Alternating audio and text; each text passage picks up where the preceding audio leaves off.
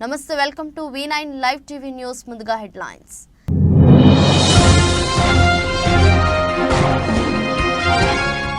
తైవాన్లో భారీ భూకంపం సునామీ హెచ్చరికలు జారీ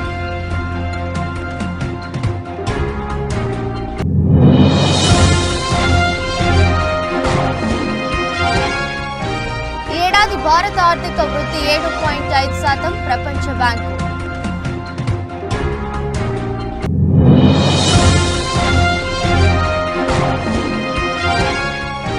బీజాపూర్ ఎన్కౌంటర్ 13కు చేరిన మృతుల సంఖ్య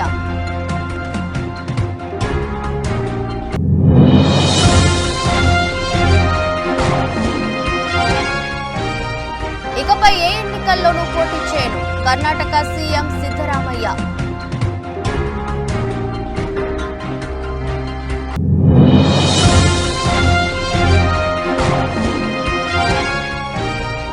నిప్పులు కక్కుతున్న భానుడు ఏప్రిల్లో తొలినాల్లోని రోళ్లు పగిలేలా ఎండలు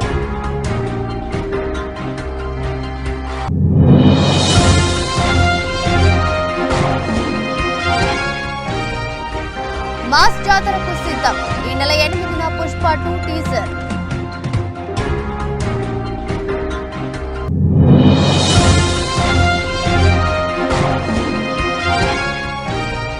మయాంక్ మెరుపులు బెంగళూరు బ్యాటర్లను ఆటాడుకున్న లక్నో పేసర్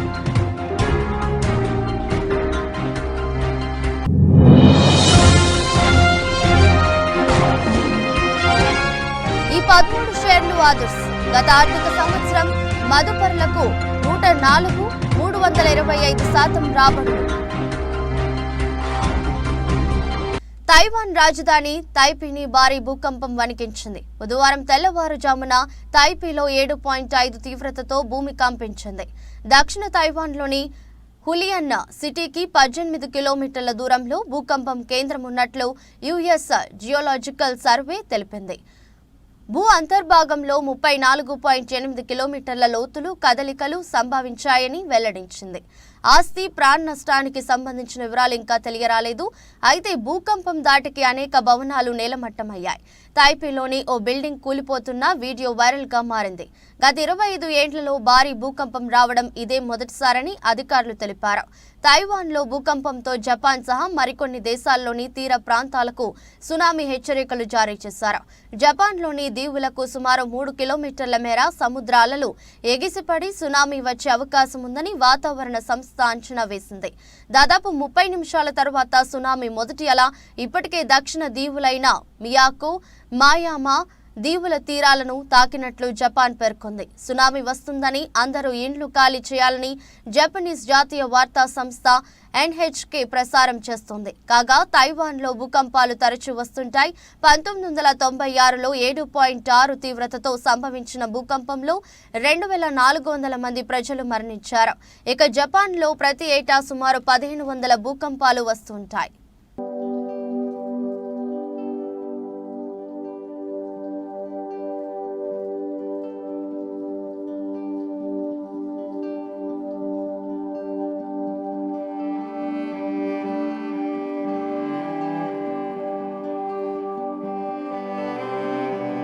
ఈ ఏడాది భారత ఆర్థిక వృద్ధి 7.5% ఉంటుందని ప్రపంచ బ్యాంక్ అంచనా వేసింది.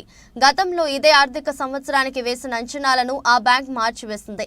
అయితే ఈ ఏడాది దక్షిణాసియాలో ఆర్థిక వృద్ధి బలంగా ఉందని, అది 6% ఉంటుందని కూడా ప్రపంచ బ్యాంక్ వెల్లడించింది. భారత్లో వృద్ధి జోరుగా ఉందని, ఇక పాకిస్తాన్, శ్రీలంక దేశాల్లోనూ ఆశించిన దానికన్నా ఎక్కువ స్థాయిలో రికవరీ ఉందని వరల్డ్ బ్యాంక్ అంచనా వేసింది. సౌత్ ఏషియా డెవలప్మెంట్ రిపోర్టులో ఈ విషయాన్ని తెలిపారు. రాబోయే 2 ఏళ్లలో దక్షిణ ఆసియాలో ఆర్థిక వృద్ధి ప్రపంచంలోనే అత్యంత వేగవంతంగా ఉంటుందని రిపోర్టులో పేర్కొన్నారు. 2025 నాటి సౌత్ ఏషియాలో వృద్ధి 6.1%గా ఉంటుందని అంచనా వేశారు.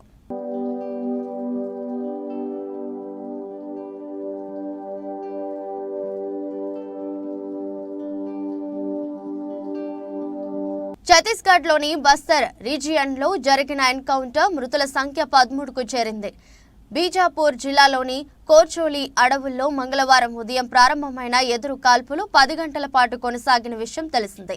ఇప్పటి వరకు 13 మంది మావోయిస్టుల మృతదేహాలు లభించాయని అధికారులు తెలిపారు. పోలీసు ఉన్నతాధికారులు వెల్లడించిన వివరాల ప్రకారం బీజాపూర్ జిల్లా అడవుల్లో మావోయిస్టులు ప్లీనరీ నిర్వహించనున్నట్టు సమాచారం అందింది. దీంతో ఉన్నతాధికారుల ఆదేశాల మేరకు జిల్లా reserve guards, CRPF, cobra, Bastar fighters, Chhattisgarh armed force భద్రతా బలగాలు గంగలూరు పోలీస్ స్టేషన్ పరిధిలోని అడవులను చుట్టుముట్టాయి. ఈ క్రమంలో మంగళవారం ఉదయం కోర్చోలి సమీపంలోని లేంద్ర అడవుల్లో తారసపడిన మావోయిస్టు దళాలు జవాన్లపై కాల్పులకు దిగాయి. వెంటనే జవాన్లు అప్రమత్తమై ఎదురు కాల్పులు జరిపారు. 2 గ్రూపుల మధ్య దాదాపు 2 గంటల పాటు తుపాకుల మోత మోగింది. ఎన్కౌంటర్ అనంతరం భద్రతా బలగాలు ఘటనా స్థలాల్లోని మొత్తం 13 మంది నక్సలైట్ల మృతదేహాలతో పాటు భారీ ఎత్తున ఆయుధ వస్తు సామాగ్రిని స్వాధీనం చేసుకున్నారు. సర్చ్ ఆపరేషన్ కొనసాగుతున్నది ఐజీపీ సుందర్ రాజ్ తెలిపారు. తాజా ఎన్కౌంటర్లో డీవీసీ మెంబర్ క్రాంతి ముచ్చటతో పాటు మరో కీలక సభ్యుడు పాపారావు మృతి చెందినట్లు ప్రాథమిక సమాచారం అందింది. మావోయిస్టులు భారీ సంఖ్యలోనే గాయపడ్డట్లు భద్రతా దళాలు అంచనా వేస్తున్నాయి. కాగా గత నెల 27న ఇదే బీజాపూర్ జిల్లాలోని ఎన్కౌంటర్లో 6 నక్సలైట్లు మరణించిన విషయం తెలిసిందే.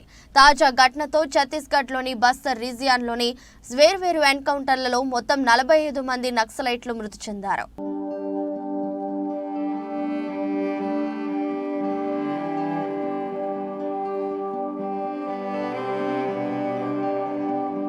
ఇకపై తాను ఏ ఎన్నికల్లోనూ పోటీ చేయబోనని కర్ణాటక సీఎం సిద్ధరామయ్య మంగళవారం పేర్కొన్నారు. మైసూరులో ఆయన మాట్లాడుతూ వచ్చే అసెంబ్లీ ఎన్నికల్లో వరుణ నుంచి మరోసారి పోటీ చేయాలని ప్రజలు కోరుతున్నారని తెలిపారు. ప్రస్తుతం నా వయసు 77 ఏండ్లు. ఇకపై తాను ఏ ఎన్నికల్లో పోటీ చేయబోనని కర్ణాటక సీఎం సిద్ధరామయ్య మంగళవారం పేర్కొన్నారు. మైసూరులో ఆయన మాట్లాడుతూ వచ్చే అసెంబ్లీ ఎన్నికల్లో వరుణ నుంచి మరోసారి పోటీ చేయాలని ప్రజలు కోరుతున్నారని తెలిపారు. ప్రస్తుతం నా వయసు 77 ఏండ్లు. వచ్చే అసెంబ్లీ ఎన్నికల్లో సమయానికి 81, 82 ఏండ్లు వస్తాయి. అప్పుడు నా ఆరోగ్యం సహకరించదు. ఉత్సాహంగా పనిచేయగలనా? ఇక చాలు అని అన్నారు.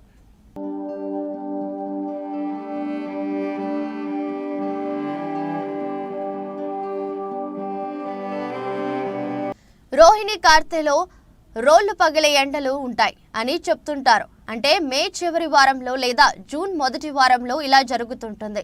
కానీ ఈసారి ఏప్రిల్లో తొలినాళ్లలోనే బాణుడు నిప్పులు కక్కుతున్నాడు. మంగళవారం రాష్ట్ర వ్యాప్తంగా గరిష్ట ఉష్ణోగ్రతలు రికార్డు స్థాయిలో నమోదయ్యాయి. నిర్మల్ జిల్లా నర్సాపూర్లో అత్యధికంగా 43.5 డిగ్రీ సెంటీగ్రేడ్ గరిష్ట ఉష్ణోగ్రత నమోదైంది. రాష్ట్రంలోని అన్ని జిల్లాల్లో గరిష్ట ఉష్ణోగ్రతలు 40 డిగ్రీలు దాటాయి. అతి తక్కువగా వరంగల్ జిల్లాలో 40.6 డిగ్రీలుగా నమోదైంది. ఈ లెక్కన అన్ని జిల్లాలు ఆరెంజ్ అలర్ట్ జోన్లో ఉన్నాయి. వాస్తవానికి గతేడాది ఇదే సమయానికి రాష్ట్రంలోని 10 జిల్లాల్లోనే గరిష్ట ఉష్ణోగ్రతలు 40 డిగ్రీలు దాటాయి. ఈసారి మాత్రం అన్ని జిల్లాలు బాణుడి ప్రతాపంతో బాగుమంటున్నాయి. నిర్మల్ జిల్లాలో నీరుడు ఏప్రిల్ 2న అత్యధికంగా 41.6 డిగ్రీలు నమోదైతే ఈసారి ఏకంగా 2 డిగ్రీలు పెరిగింది. జగిత్యాల జిల్లాలో 3.5 డిగ్రీలు అధికంగా నమోదైంది. గ్రేటర్ హైదరాబాద్లోనూ అత్యధికంగా కుత్బుల్లాపూర్లో 42.1 డిగ్రీల గరిష్ట ఉష్ణోగ్రత రికార్డైంది.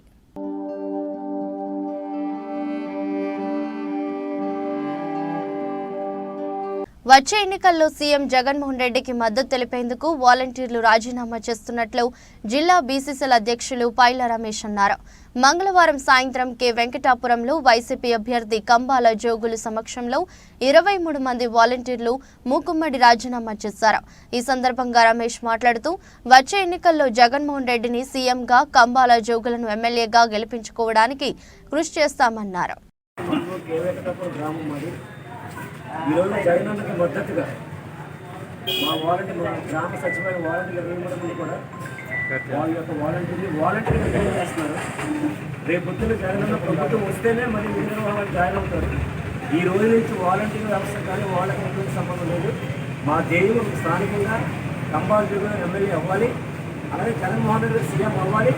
వాళ్ళిద్దరు గెలిచినప్పుడే మేము మళ్ళీ వాలంటీర్గా జాయిన్ అవుతాం తప్ప ఆ జనం పక్షంలో ఈ వాలంటీర్ ఉద్యోగం అనుకుంటున్నాం. జగన్మోహన్ రెడ్డి మద్దతుగా మన జోగులను మద్దతుగా మా గ్రామ సచివాలయం తీర్మానం చేసుకొని రిజైన్ చేయడం జరుగుతుంది. స్థానిక ఎంపీ సమర్పించలేదు. జై హింద్, జై జగన్. ఎంపీ కేశినేని నాని విమర్శలను ఖండించిన మైలవరం ఎమ్మెల్యే వసంత కృష్ణ ప్రసాద్ పూర్తి వీడియో.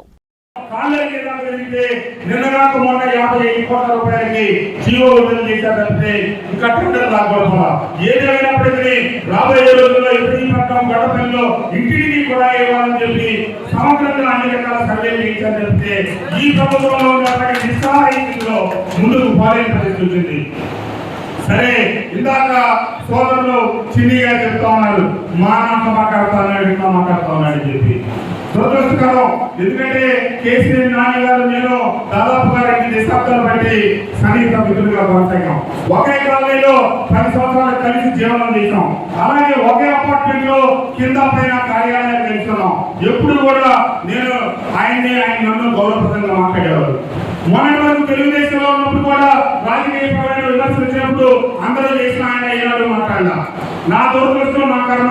ఇటుంటే అటు ఉంటే ఇటు ఏదో ఒకటి నా మీద బురద మట్టి దుమ్ము ధూళి పట్టాలి ఉంది. సరే, నిన్న కేసీఆర్ నాని గారు చెప్తున్నాడు, మైలవరం బట్టిప్రోలు మండలం అక్కివారిపాలెం గ్రామంలో మాజీ మంత్రి నక్క ఆనందబాబు గారి తనయుడు డాక్టర్ నక్క అఖిలేష్ బట్టిప్రోలు మండలం అక్కివారిపాలెం గ్రామ తెలుగుదేశం పార్టీ జనసేన నాయకులతో కలిసి ఇంటింటికి వెళ్లి సూపర్ 6 పథకాల ప్రచారం. వేమూరు నియోజకవర్గం భావితరాల భవిష్యత్తు కొరకు అహర్నిశలు శ్రమిస్తూ ఎన్ని అడ్డంకులు ఎదురైనా ధైర్యంగా సాహసోపేతంగా ఎదుర్కొంటున్న మన నాయకుడు మాజీ మంత్రి నక్క ఆనందబాబు గారి నాయకత్వాన్ని బలపరిచే ప్రచార కార్యక్రమ ప్రారంభంలో భాగంగా ఉమ్మడి తెలుగుదేశం పార్టీ జనసేన 2024 ఎన్నికల ప్రచార కార్యక్రమం ఈరోజు అమల్తలూరు మండలం మేపర్రు గ్రామానిలోని ఇంటింటికి తిరిగి ప్రజల సమస్యలు తెలుసుకుని బాబు సూపర్ 6 కరపత్రం అందజేసి ప్రజలకు వివరించి వారికి అవగాహన కల్పించిన మాజీ మంత్రి నక్క ఆనందబాబు గారి తనయుడు డాక్టర్ నక్క అఖిలేష్.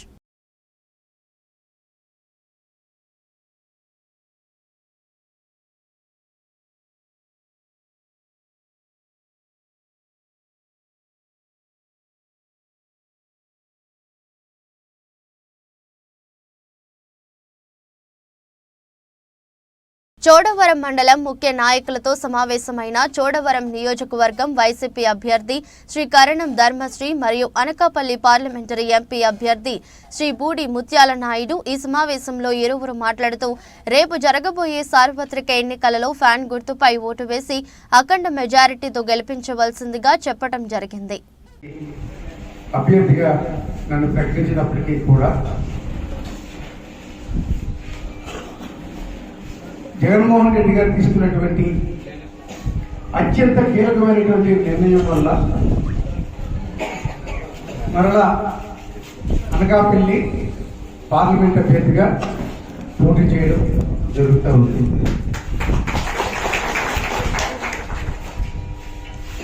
రాష్ట్రంలో ఉన్నటువంటి 25 పార్లమెంటు స్థానాలు, 175 అసెంబ్లీ స్థానాలకు గాను అన్ని ప్రకటన చేసి కేవలం అనకాపల్లి మాత్రమే ప్రకటన చేయకుండా బీసీకి మాత్రమే కేటాయిస్తామని చెప్పి తెలియజేసి అలా ఉంచారు పక్కన. ఓకే. బుచ్చయ్యపేట మండలం ఐతంపూడి గ్రామంలో నూతనంగా తారు రోడ్డు నిర్మాణం పూర్తి చేయడంతో స్థానిక గ్రామ ప్రజలు మరియు నాయకులు కరణం ధర్మశ్రీ గారికి ధన్యవాదాలు తెలిపారు. మళ్లీ కరణం ధర్మశ్రీ గారిని అత్యధిక మెజారిటీతో గెలిపించుకుంటామని అన్నారు. కరణం ధర్మశ్రీ గారు 2019 ఎలక్షన్లో ఇచ్చిన మాట నిలబెట్టుకున్నారు. అదేవిధంగా గ్రామానికి ప్రత్యేకంగా పంచాయతీ ఏర్పాటు చేశారని తెలిపారు. ప్రతి ఇంటికి కుళాయిలు అందించడంలో ఎంతో కృషి చేశారని హర్షం వ్యక్తం చేశారు. ఈ కార్యక్రమంలో స్థానిక సర్పంచ్ పెద్దాడ నాయుడు, నియోజకవర్గ social media co convener Buchayyapeta సచివాలయం కన్వీనర్ ఐతిరెడ్డి రమణ, సీనియర్ నాయకులు మచ్చకర్ల మహాలక్ష్మి నాయుడు, వార్డు నెంబర్ ముచ్చకర్ల రాజు నాయుడు, మరో వార్డు నెంబర్ మరిసా కొత్త నాయుడు, ఐతిరెడ్డి శ్రీను మరియు గ్రామంలో ఉన్న యూత్ కుర్రవాళ్లు, గ్రామ ప్రజలు, మహిళలు తదితరులు పాల్గొని ఆశ్రమ వ్యక్తం గ్రామ ప్రజలు, మహిళలు తదితరులు పాల్గొని ఎమ్మెల్యే కరణం ధర్మశ్రీకి ధన్యవాదాలు తెలిపారు. 14 సంవత్సరంలోని పోటీ చేసినటువంటి కేఎస్ఎం రాజు గారు ఐతంపూడి గ్రామానికి భరోసా ఇచ్చారు. మీ ఊరికి తారు రోడ్డు వేయిస్తాను, వాటర్ ట్యాంక్ కట్టిస్తాను, సపరేట్ పంచాయతీ చేస్తాను. 2014 పదవీ కాలం పూర్తి అయిపోయింది. 2019లోని 2009లో చెప్పారు, 2009లో చెప్పారు, 2014లో చెప్పారు. సో 2 దఫాలు పూర్తి చేసుకొని ఒకటి ఉన్నటువంటి 3 హామీలు ఒక్కటి కూడా హామీ నెరవేర్చలేనటువంటి ఏక నాయకుడు ఎవరైనా ఉందంటే అది కేఎస్ రాజుగారని నింపగలం. 2019లోని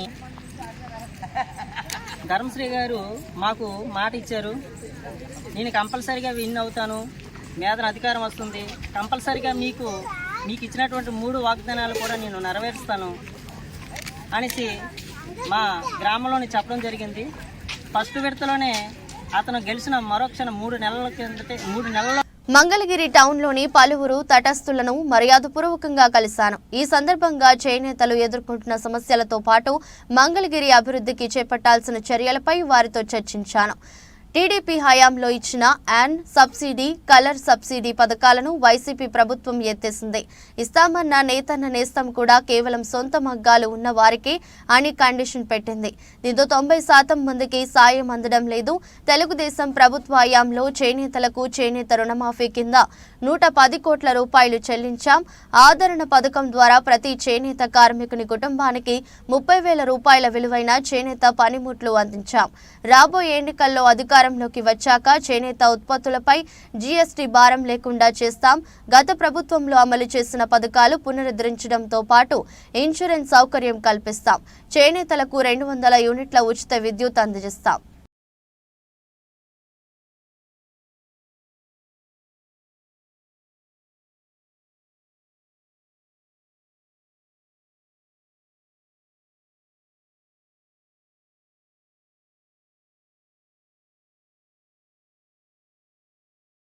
ఇంతవరకు షర్మిల నాయకత్వం చూడలేదు. ఒకేవేళ తెలిసినా అది టీడీపీ కూటమి, అదే అవినాష్ అన్నని 10 సంవత్సరాలుగా చూస్తున్నాం. ఎప్పుడు అందుబాటులో ఉంటాడో అందరికీ తెలియచేయవలసిన వ్యక్తే. తనను గెలిపించుకోవాల్సిన బాధ్యత మన యువత చేతిలో ఉంది. అవినాష్కే ఓటు వేద్దామని జనార్దన్ రెడ్డి కోరారు.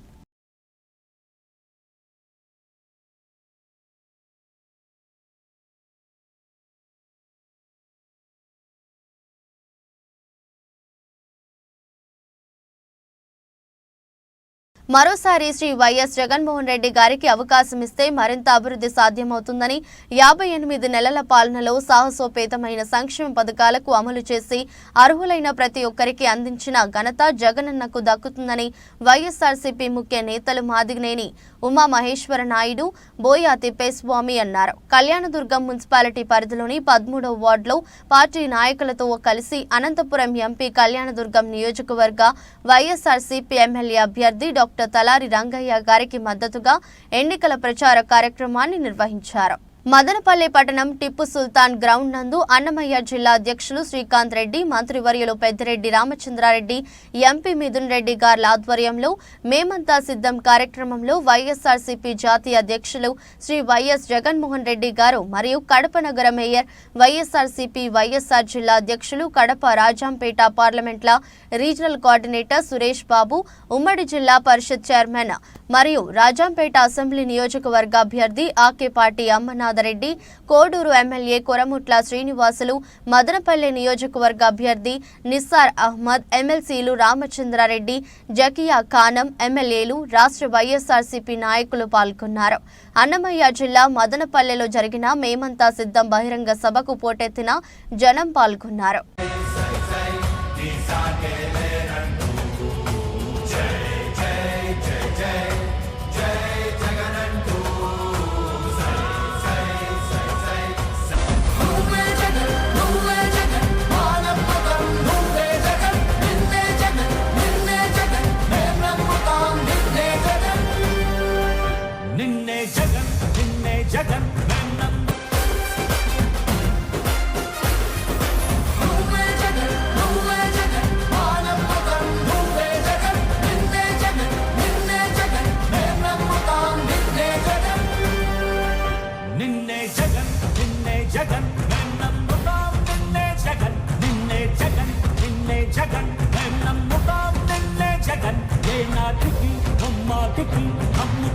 కంబదూరు మండల కేంద్రంలో పింఛన్ డబ్బుల కోసం వృద్ధుల అగచాట్లు పడుతున్నారు. జగ్గిరెడ్డిపల్లి, కొత్తపల్లి, వంటరెడ్డిపల్లి, జల్లిపల్లి, కోటగుడ్డం గ్రామాల నుండి బగబగమండే ఎండలో వికలాంగులు, వృద్ధులు, ఒంటరి మహిళలు, డప్పు కళాకారులు, చర్మ కళాకారులు, మత్స్యకారులు తదితర పింఛన్ లబ్ధిదారులందరూ పింఛన్ కోసం కాలినడకన సచివాలయాల దగ్గరకు చేరుకునే సొమ్మసిల్లి ఎండలో పడిగాపులు కాస్తున్నారు. కొంతమంది వృద్ధులు, వికలాంగులు నడవలేని పరిస్థితిలో గ్రామ సచివాలయాల దగ్గరకు చేరుకుంటున్నారు. గత 5 ఏళ్ల జగనన్న ప్రజా పాలనలో ఇంటి దగ్గరికి వాలంటీర్లు వచ్చి పెన్షన్ అందించే వాళ్ళని మళ్లీ వాలంటీర్ వ్యవస్థ ద్వారా పెన్షన్ కార్యక్రమాన్ని కొనసాగించాలని వృద్ధులు వేడుకుంటున్నారు.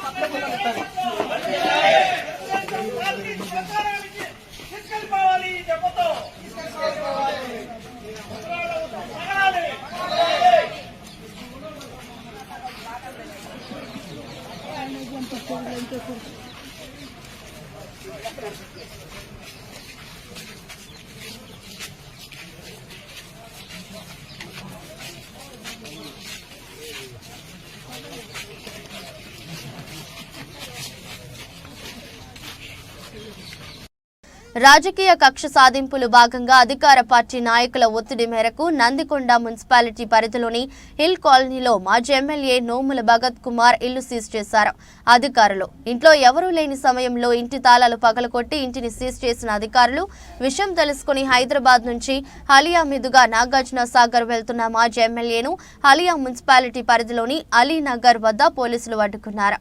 ఈ సందర్భంగా మాజీ ఎమ్మెల్యే నోముల భగత్ పోలీసులతో వాగ్వాదానికి దిగారు. నాకు నోటీసులు ఇవ్వకుండా, ఎలాంటి సమాచారం తెలియకుండా ఇంట్లో ఎవరూ లేని సమయంలో ఇంటి తాళాలు పగలకొట్టి ఇంటిని సీజ్ చేయటం అన్యాయమని ఫైర్ అయ్యారు. ఇరిగేషన్ డిపార్ట్మెంట్ వాళ్ళు ఈ 19 క్వార్టర్స్ నందికొండ మున్సిపాలిటీలో ఉంటున్న నా క్వార్టర్స్ని నాకు గత 5 రోజులు వాళ్ళు ఒక లెటర్ రాసినప్పుడు మీరు కాంపిటెంట్ అథారిటీ కాదు, కేసీఆర్ గారి హయాంలో నందికొండ మున్సిపాలిటీ క్వార్టర్స్ అన్నీ కూడా అక్కడ ఉన్న స్థానికంగా వాళ్ళకి ఇవ్వాలని చెప్పేసి ఒక జీవో తీసుకొచ్చి అవన్నీ కూడా రెవెన్యూ డిపార్ట్మెంట్కి అప్పచెప్పినాము. మీకు అథారిటీ లేదని చెప్పినా కానీ వాళ్ళు ఒక నోటీస్ సర్వ్ చేస్తే దానికి నేను రిప్లై ఇచ్చి కాంపిటెంట్ అథారిటీ నాకు కనుక నోటీస్ ఇస్తే వాళ్ళకి నేను మాట్లాడతానని చెప్పేసి చెప్పడం జరిగింది. అది ఇచ్చిన 5 రోజుల తర్వాత ఈరోజు నాకు నోటీస్ సర్వ్ చేసిన డిపార్ట్మెంట్ ఒక్క కాల్ కూడా చేయకుండా నా సామాన్లన్నీ బయట వేయడం జరిగింది. ఆర్డీఓ గారు కూడా ఫోన్ చేసి నా మీద ప్రెషర్ వస్తుంది, మీరు ఏదో ఒకటి చేయండి అంటే, సార్ నేను రేపు వస్తాను, రేపు మాట్లాడితే కలెక్టర్ గారితో చెప్పడం జరిగింది. ఇది ఎలక్షన్ కోడ్ ఉన్న టైము, నేను వస్తే మా స్థానికులందరూ కూడా కదులుతారు, మా ప్రజలందరూ కూడా నాతో పాటు వస్తారు. అది ఎలక్షన్ రూల్స్ వైలేట్ చేసినట్టుంటుంది. ఈరోజు ఏం పెట్టుకోకండి. నాకు నందికొండ మున్సిపాలిటీలో ఉన్నటువంటి గవర్నమెంట్ సొత్తుని అక్కడ స్థానికంగా ఉన్నటువంటి ఎక్స్ఎమ్మెల్యే అయినటువంటి జానారెడ్డి గారు వాళ్ళు తీసుకోవాలని చూస్తారేమో, కానీ నాకు మీరు వద్దంటే నాకు తీసుకునే ఆలోచన కూడా లేదని కూడా ఆర్డీఓ గారు చెప్పడం జరిగింది.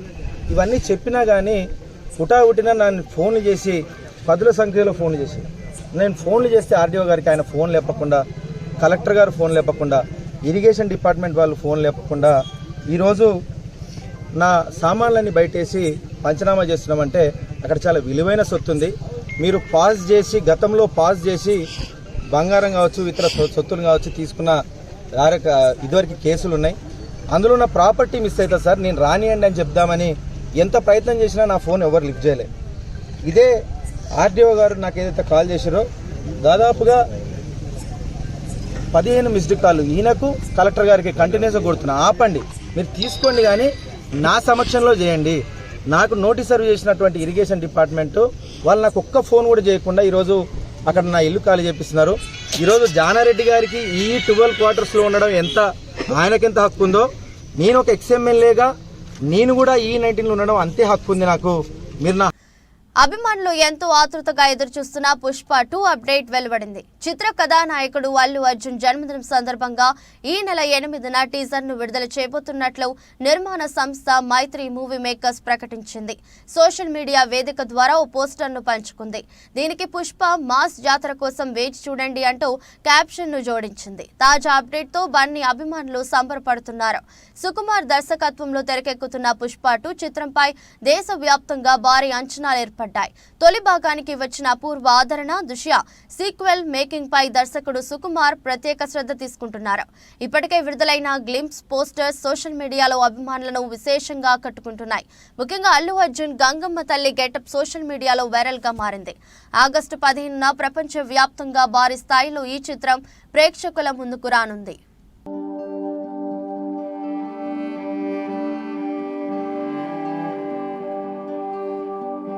ఐపీఎల్ 17లో రాయల్ ఛాలెంజర్స్ బెంగళూరు సొంత మైదానం వరుసగా రెండో ఓటమిని మూటగట్టుకుంది.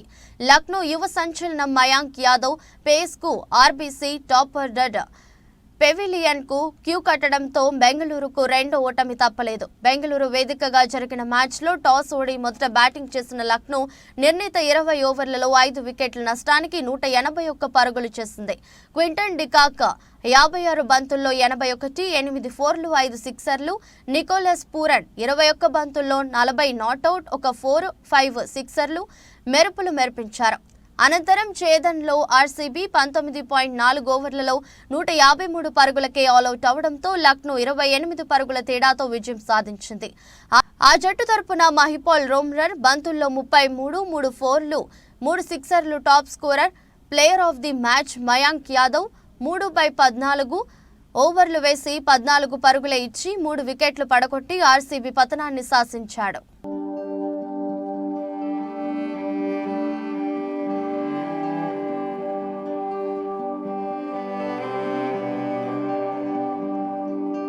గత నెలాఖరుతో ముగిసిన గడిచిన ఆర్థిక సంవత్సరం దేశీయ స్టాక్ మార్కెట్లోకి భారీగానే ఇనిషియల్ పబ్లిక్ ఆఫర్లు వచ్చాయి. అయితే ఇందులో కొన్ని ఆకర్షణీయ స్థాయిలో మదుపర్లకు రాబడులను అందించాయి. ఇంకా స్పష్టంగా చెప్పాలంటే మొత్తం 78 ఐపీఓల్లో గత ఆర్థిక సంవత్సరం 100% పైగా లాభాలను 13 ఇచ్చాయి. వీటిలో Indian renewable energy development agency limited గరిష్టంగా 325% లాభాలను ఇన్వెస్టర్లకు పంచింది. 104.1%తో టాటా టెక్నాలజీస్ దిగువన నిలిచింది. అమెరికా మార్కెట్ల నుంచి ప్రతికూల సంకేతాలు, విదేశీ సంస్థాగత మదుపర్ల పెట్టుబడుల ఉపసంహరణ కూడా అమ్మకాల ఒత్తిడికి దారితీసిందన్న విశ్లేషణలున్నాయి. కాగా సోమవారం ట్రేడింగ్ లో అటు సెన్సెక్స్ ఇటు నిఫ్టీ 2 ఆల్ టైమ్ హైని తాకిన సంగతి విదితమే. అయితే మదుపర్ల లాభాల స్వీకరణతో ఆ రికార్డు ఆఖరు దాకా నిలవలేకపోయింది. ఇదిలా ఉంటే టెక్నాలజీ, ఐటీ, టెలికాం, బ్యాంకింగ్ సూచీలు 0.71% నుంచి 0.19% వరకు కోల్పోయాయి. Kotak Mahindra, ICICI bank, HCL technologies, Infosys, TCS, Wipro, tech Mahindra, LNT షేర్లు భారీగా నష్టపోయాయి.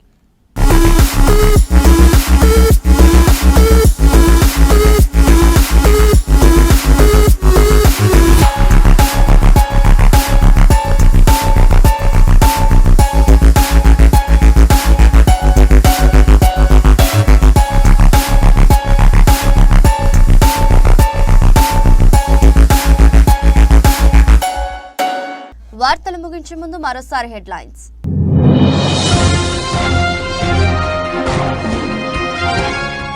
తైవాన్లో భారీ భూకంపం, సునామీ హెచ్చరికలు జారీ.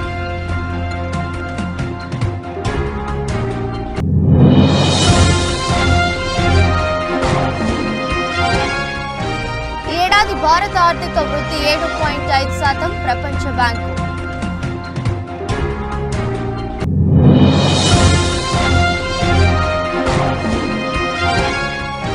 బీజాపూర్ ఎన్కౌంటర్, 13కు చేరిన మృతుల సంఖ్య.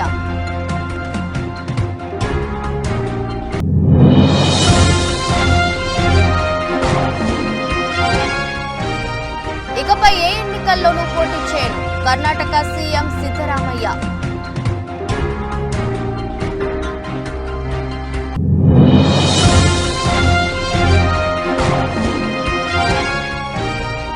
నిప్పులు కక్కుతున్న భానుడు, ఏప్రిల్లో తొలినాళ్లోని రోళ్లు పగిలేలా ఎండలు.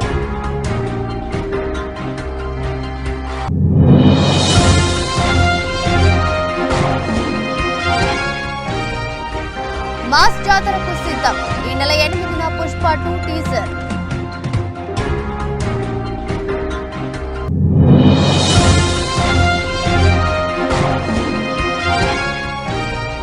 మయాంక్ మెరుపులు, బెంగళూరు బ్యాటర్లను ఆటాడుకున్న లక్నో పేసర్.